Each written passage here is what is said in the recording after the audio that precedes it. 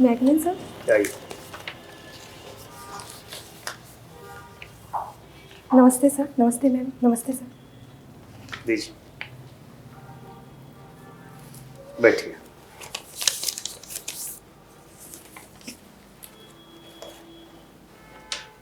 परिचय दीजिए अपना।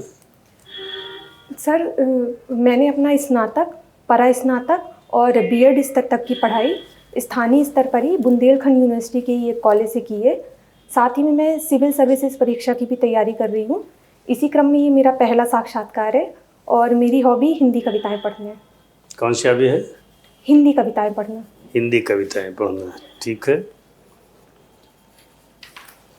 तो आपका ये जो शैक्षणिक योग्यता, ये जो हम लोगों के सामने है, इससे सभी लोग बहुत प्रभावित हैं। हम 84.33% हाई स्कूल, 84% इंटरमीडिएट, 69% बुंदेलखंड विश्वविद्यालय से आपने ग्रेजुएशन में और 78% हिंदी साहित्य में लेकिन आपने पोस्ट ग्रेजुएशन किया है, और बीएड 72%। तो आपने बीएससी किया था, आपको एमएससी करना चाहिए था। फिजिक्स में मैथमेटिक्स, केमिस्ट्री तीनों विषय आपके अच्छे हैं। आपने स्ट्रीम चेंज की और उसमें भी हिंदी साहित्य का चुनाव किया पीजी करने के लिए, क्यों? सर जब मैं बीएड लास्ट ईयर में थी तभी मैंने ऐसा सोच लिया था कि अब मुझे सिविल सर्विसेज परीक्षा की तैयारी करनी है।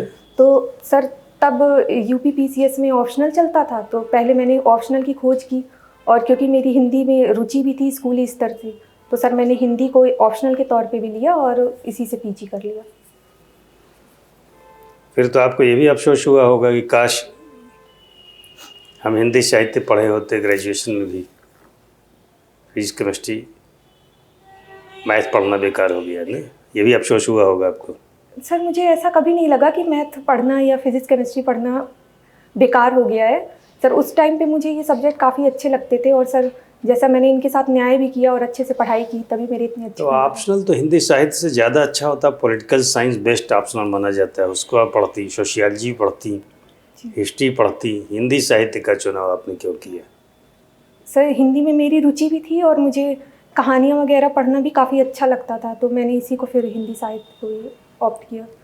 चलिए, एक और कंट्राडिक्शन दिख रहा है कि आपने लक्ष्य बनाया कि सिविल सर्विसेज एग्ज़ाम देना है और फिर आप बीएड करने लग गई प्राथमिक विद्यालय। क्या ये बेरोजगारी का भय सता रहा था? सर ऐसा नहीं है, क्योंकि सर मैंने बीएड लास्ट ईयर में ऐसा सोचा था कि मुझे सिविल सर्विसेज परीक्षा की तैयारी करना है, और सर बेरोजगारी का भय नहीं कह सकते हैं, परंतु सर ऑप्शन अपने खुले रखने चाहिए, तो इस वजह से। बीएड लास्ट ईयर में आपने सोचा? जी सर। तो बीएड आपने पहले किया है और पीजी आपने बाद में किया है? ओके, ठीक है। चलिए, तो क्या बनना चाहते हैं आप, डिप्टी कलेक्टर या deputy SP? Sir deputy collector. और द्वितीय विकल्प के तौर पर? माफ़ कीजिएगा सर, मैं समझ नहीं पाई। वरीयता क्रम में दूसरे नंबर पर आपने किसको रखा है? सर डिप्टी एसपी को रखा है। डिप्टी एसपी को रखा है आपने, ठीक है। तो डिप्टी कलेक्टर में कैसे आपका ये मदद करेगा हिंदी साहित्य, फिजिक्स, केमिस्ट्री?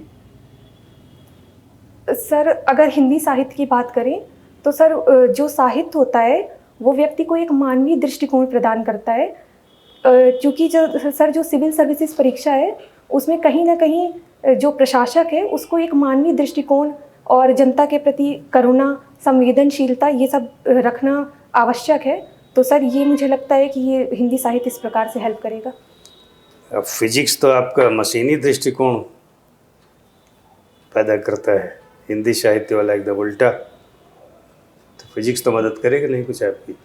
सर ऐसा नहीं कह सकते हैं कि मदद नहीं करेगा सर, क्योंकि जो फिज़िक्स है वो हमें ऑब्जर्वेशन की पावर देता है, और सर जो हम फिज़िक्स, केमिस्ट्री, मैथमेटिक्स में पढ़ते हैं तो उसमें सर हम तर्क के आधार पर समस्याओं का समाधान करते हैं और तार्किक विश्लेषण करते हैं, डेटा का प्रयोग करते हैं। तो सर ये सब चीज़ें भी प्रशासन में ठीक है, बढ़िया। आपने व्यक्तित्व का कुछ नकारात्मक पक्ष, वीकनेस वगैरह है तो बता दीजिए, नहीं है तो कोई बात नहीं।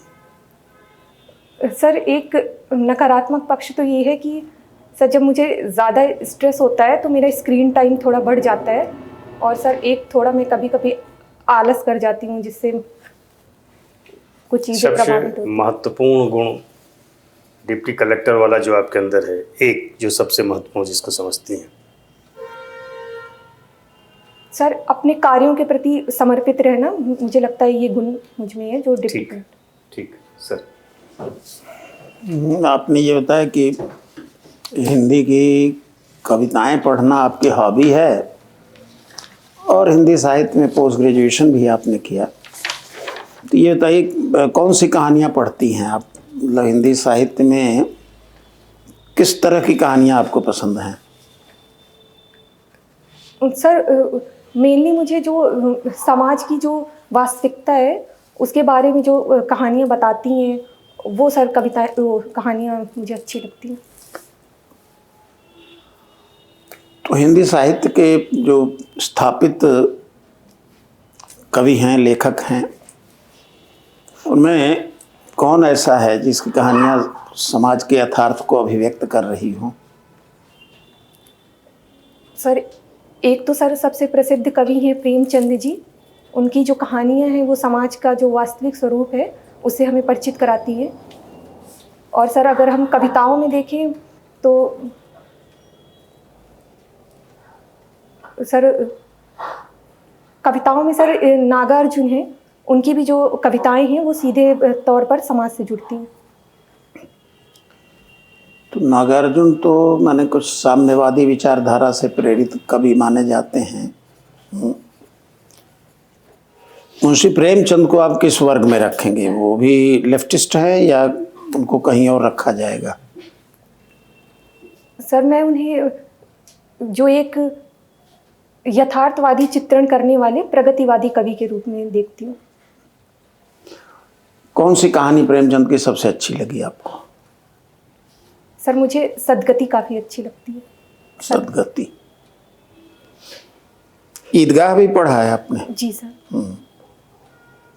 उसमें कौन से पात्र का रोल जो है जिक्र उस सबसे आकर्षक लगा आपको? सर उसमें एक बच्चा था, सर माफ़ कीजिएगा मुझे अभी नाम रिकॉल नहीं हो रहा है, पर उसका पात्र काफ़ी अच्छा था। क्या क्यों अच्छाई क्यों क्या थी उसमें? सर क्योंकि एक छोटा बच्चा होने के बावजूद सर उसने काफ़ी आर्थिक अभाव देखे थे और सर जो ईद में जाने के लिए उसे पैसा मिला था, उसने अपनी दादी के बारे में सोचा और उनके लिए चिमटा लेके आया। तो सर इतने छोटे बच्चे में इतनी संवेदनशीलता, तो ये काफ़ी आकर्षक है। ईद के मेले में जाने के लिए जो पैसा दिया जाता है उसको क्या कहते हैं? एक टेक्निकल शब्द है उसके लिए। सर अगर आप अनुमति दे तो मैं अनुमान लगा सकती हूँ। ईदी कहते हैं, ईदी कहते हैं। ठीक। उस बच्चे का नाम हामिद था? जी सर। या कुछ और था? सर हामिद था। मैंने आज से 50 साल क्या 60 साल पहले पढ़ा था और मुझे याद है। सर ऐसा नहीं होगा। और मैं हिंदी साहित्य का नहीं हूँ। अच्छा, नागार्जुन की कोई एक कविता 4 लाइन की आप बताइए। सर उनकी प्रसिद्ध कविता है अकाल और उसके बाद। तो सर उसकी लाइनें हैं,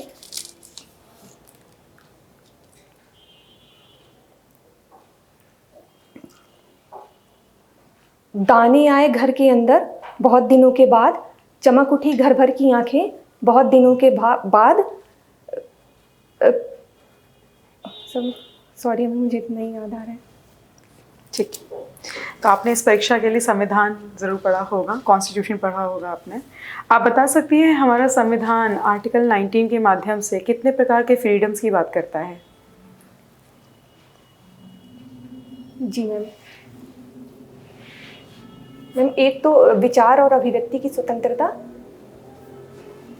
सम्मेलन करने की स्वतंत्रता, संघ बनाने की स्वतंत्रता, देश में कहीं भी आने जाने की स्वतंत्रता और कहीं भी बसने की स्वतंत्रता। ठीक है, तो आप अगला क्वेश्चन इसी के कंटिन्यूएंस में ये है कि क्या इंडिया या भारत देश डुअल नेशनैलिटी या dual citizenship, sorry not nationality, dual citizenship को प्रमोट करता है? मैम भारत नहीं करता है। भारत नहीं करता है। ठीक है। आपने सोशलिज्म शब्द सुना होगा जी, जो हमारे प्रियम्बल का एक बहुत इंपॉर्टेंट फीचर है। क्या मतलब है सोशलिज्म का? मैम, भारत में जो समाजवाद का रूप अपनाया गया है वो लोकतांत्रिक समाजवाद है, जहाँ पे जो संसाधन है उनमें निजी क्षेत्र और सार्वजनिक क्षेत्र दोनों का अधिकार है, और जो सरकार है वो समय समय पर वंचित वर्ग हैं उनकी सुविधाओं के लिए विशेष प्रयास कर सकती है। तो भारत के डेमोक्रेटिक सेटअप के लिए फोर्थ पिलर किसको कहा जाता है? मैम, मीडिया को कहते हैं। मीडिया को कहा जाता है, ठीक है। आपका ओपिनियन जानना चाहूँगी। तो जो ये मीडिया का ओवर इंक्रोचमेंट, या आप जिसे मीडिया ट्रायल कहते हैं आजकल के समय में, मीडिया ट्रायल पे आपकी क्या राय है? मैम, मुझे लगता है कि जो मीडिया में एक खबरें बिना वेरीफाई किए हुए सनसनीखेज के रूप में प्रस्तुत की जाती हैं, और सर जब तक अगर न्यायपालिका किसी को दोषी नहीं ठहरा रही है और उसका पहले से ट्रायल शुरू कर दिया जाता है तो सर ये उचित नहीं है। आपके हिसाब से ये उचित जी नहीं है, ठीक। सर, न्यूज़पेपर कौन सा पढ़ती हैं? दैनिक जागरण। संपादक कौन है? सर माफ़ कीजिएगा, मुझे एक बार देखना पड़ेगा। संपादक तो पता होना चाहिए, रोज़ पढ़ते हैं अखबार आप। जी सर, बिल्कुल पता होना चाहिए, मैं देख लूँगी सर एक बार। ठीक है, तो न्यूज़ तो वहाँ से कलेक्ट करती हैं ना? जी आज का आपने देखा है दैनिक जागरण? सर, मैं आज का नहीं देख पाई हूँ। नहीं देख पाई? जी पिछले एक हफ्ते जी सर। उस पर नज़र पड़ी है? जी योगी की पाती जी किस पर नज़र पड़ी थी आपकी? बजट से संबंधित थी या किसी और पर? सर, एक विशेष बात जो उन्होंने कही थी योगी की पाती में, वो मुझे याद आ रही है। बच्चों को सोशल मीडिया और मोबाइल फ़ोन से थोड़ा दूरी बनानी चाहिए, इस बारे में उन्होंने कहा था। तो कितने दिन पहले छपी थी ये? सर ये 5-6 दिन हो गए। हाँ ठीक है, वही बजट वाली थी। जी। तो आपको ये आइडिया है कि कौन पब्लिश कराता है इसे? सर मुझे ये उत्तर idea- प्रदेश के एक विभाग के पास ये जिम्मेदारी है, डिपार्टमेंट के पास। तो कौन सा डिपार्टमेंट इसको पब्लिश कराता होगा?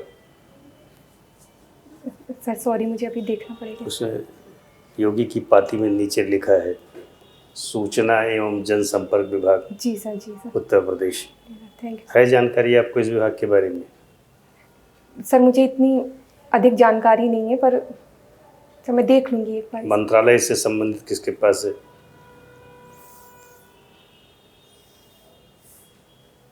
सर माफ़ कीजिएगा, मुझे अभी याद नहीं आ रहा है। ठीक है। उत्तर प्रदेश एआई मिशन को लेकर के भी कोई योजना है उत्तर प्रदेश की? AI Uttar Pradesh mission. Sir एक AI हब बनाने की बात की जा रही है लखनऊ में, एक सर वो है, और सर जेवर एयरपोर्ट के पास एक सेमीकंडक्टर पार्क बनाना है जो AI को प्रमोट करेगा, सर एक ही है। जेवर एयरपोर्ट कहाँ पर है? सर ये नोएडा में है। हाँ, तो अभी तो पार्क नहीं, अभी तो सेमीकंडक्टर चिप बनाने के लिए परसों उसका उद्घाटन जी सर। किया गया है। ठीक है। बजट में महिलाओं के लिए क्या क्या प्रावधान किए गए हैं? सर राज्य बजट में? हाँ हाँ, उत्तर प्रदेश की बात कर रहे हैं। सर एक जो कन्या विवाह योजना है उसकी धनराशि बढ़ा दी गई है, और सर एक सर जो जिन ब्लॉक्स में कस्तूरबा गांधी विद्यालय नहीं है उनमें कस्तूरबा गांधी विद्यालय खोलने की भी बात कही गई है। ठीक है। साथ ही में सर जो माध्यमिक विद्यालय हैं उनमें जो लड़कियां हैं उनके लिए फ्री सैनिटरी नैपकिन प्रदान करने की भी बात कही गई है सर। कुछ एक महिला छात्रावास बनाने की बात है, श्रमजीवी महिला छात्रावास। जी सर। तो प्रदेश के किन 6 जिलों में बनाए जा रहे हैं? सर सॉरी, मुझे एक बार देख लूँगी मैं। अच्छा, यूएस के साथ जो ट्रेड डील हम लोगों की हुई थी इंडिया की, वो तो खटाई में पड़ गई। आइडिया होगा ये आपको? जी सर। सुप्रीम कोर्ट ने निरस्त कर दिया। जी फिर ट्रंप ने 15% का एक टैरिफ लगा दिया। जी अब इधर अखबारों में छप रहा है कि ये 15% जो लगाया इन्होंने, इसको भी चैलेंज किया जा सकता है। जी तो क्या करेगा भारत? जो ट्रेड डील जो साइन हुई है उस पर आज ही से 23 से लेकर के 26 तक अमेरिका में बैठ करके मंत्रणा होनी थी, फिर अप्रैल में मार्च में साइन करना था। जी तब इस पर मंत्रणा हो रही है, साइन ये होगा कि नहीं होगा 23 से 26 के बीच में होना था। जी तो कोई गया यहाँ से भारत से? सर ये परसों की ही न्यूज़ है। हम्म। और सर इसमें सर मुझे लगता है कि अभी थोड़ा समय लेना चाहिए कि इसमें आगे क्या होगा। सर जैसा कि अभी सुप्रीम कोर्ट ने वहाँ की ट्रम्प के जो निर्णय है उस पर रोक लगा दी है, तो सर अभी थोड़ा जो आपको लग रहा है वही हुआ है। जी अब उसको तो छोड़ दिया गया है। बल्कि अनिश्चितता ये दिख रही कि अब आगे क्या होगा। 150 दिन के लिए इन्होंने 50% टैरिफ लगाया है, आगे क्या होगा ये भी अनिश्चित दिखाई पड़ रहा है। तो भारत अब वैकल्पिक बाजार तलाश रहा है कि जो व्यापार यह अमेरिका से करता था उस पर निर्भरता हमारी कम हो। तो किन बाज़ारों को तलाश रहा? 4 बाज़ार हैं, कुछ एक का नाम आपको आइडिया हो बताइए। सर अगर हम नए बाज़ारों की बात करें तो एक तो अभी हाल ही में यूरोपियन यूनियन के नहीं, साथ यूरोपियन यूनियन के साथ हो तो अलग है कि स्वर्णिम युग की शुरुआत की बात कर रहे हैं प्रधानमंत्री जी। जी अमेरिका के आसपास जैसे अभी ब्राज़ील से वहाँ के राष्ट्रपति आए थे, एक हमने आपको हिंट किया ब्राज़ील के साथ, कनाडा के साथ। चलिए 2 और आप बता दीजिए। तो उसी के आसपास देखिए ना, मतलब अमेरिका से जो व्यापार करते थे उसके विकल्प की बात कर रहे हैं। ये सब तो हमारे नए हैं, इस पे यूएस के साथ करना है, हम ये यूरोप के साथ हम कर ही रहे हैं। सर अभी मुझे इस बारे में ज़्यादा जानकारी नहीं है, मैं एक बार चलिए कौन सी न्यूज़ आप पे ठीक से पढ़ी जिस पे सवाल हो? सर मैंने AI समिट पढ़ा है अच्छे से। ठीक है। और सर अभी भारत पैक्स सिल्का में शामिल हो गया है, सर वो भी पढ़ा है मैंने। किसमें शामिल हो गया? पैक्स सिल्का। ठीक है। AI समिट में आपने क्या पढ़ा? कुछ महत्वपूर्ण बातें बता दीजिए 2-3 लाइन में। जी सर एक तो इसका जो लोगो अपनाया गया था सर वो काफ़ी आकर्षक था, सर्वजन हिताय सर्वजन सुखाय वाला। कि लोगो है या थीम है? जी सर सॉरी सर, थीम कहा जी जाना सर, चाहिए। थीम। क्या है? सर्वजन हिताय सर्वजन सुखाय। कि सर्वजन सुखाय सर्वजन हिताय, इसका उल्टा तो नहीं है? पहले हिताय है या सुखाय है? सर सर्वजन सुखाय सर्वजन हिताय। और दूसरा 2 थीम थी। जी और सर इसमें एक थीम और है 3P। सर माफ़ कीजिएगा, मुझे इस बारे में नहीं पता है। चलिए और बताइए, और क्या बता रही थी आप?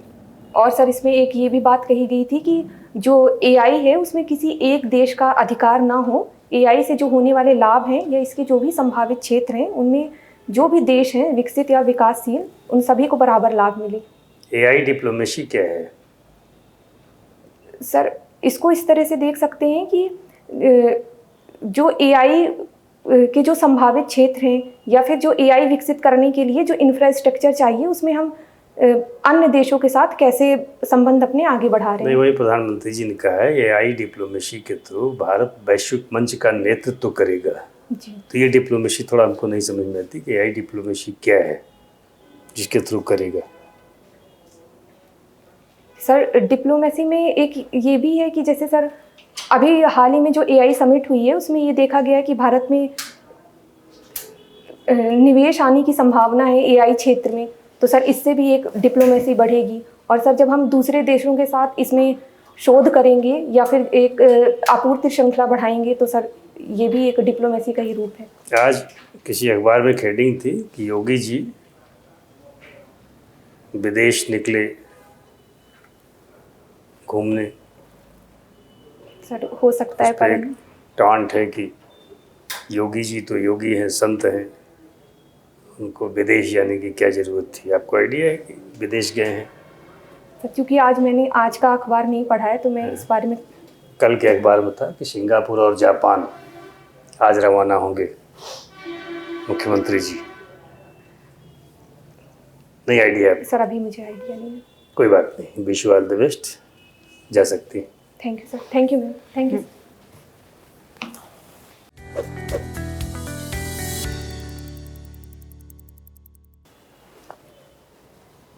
कैसा रहा इंटरव्यू? बैठिए। Thank you sir.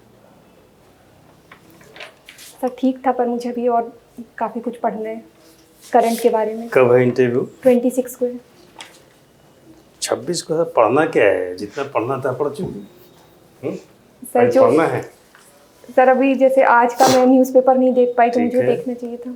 हाँ, वैसे आज की जो परफॉर्मेंस, उस पर कितना अंक देंगी आप अपने आप को? सर आज मुझे डर नहीं लग रहा था। डर नहीं लग रहा था? गुड। यही सबसे बड़ा आभूषण है इंटरव्यू का। अगर डर न लगे तो फिर तो अच्छा नंबर मिलता है। तो कितना नंबर देंगी अपने आप को? सर नंबर तो मैं कैसे ही दूँ आप? ये भी तो आपके डिसीजन मेकिंग का एक सवाल है ना। सर मैं तो 6 ही दूंगी। 60? 6। हाँ? 10 में से 6। 10 में से 6 तो ही हुआ, 100 में से 60। जी। इससे अच्छा अंक मिलेगा आपको। इंटरव्यू आपका अच्छा हुआ, हम सब लोगों की राय है। 65।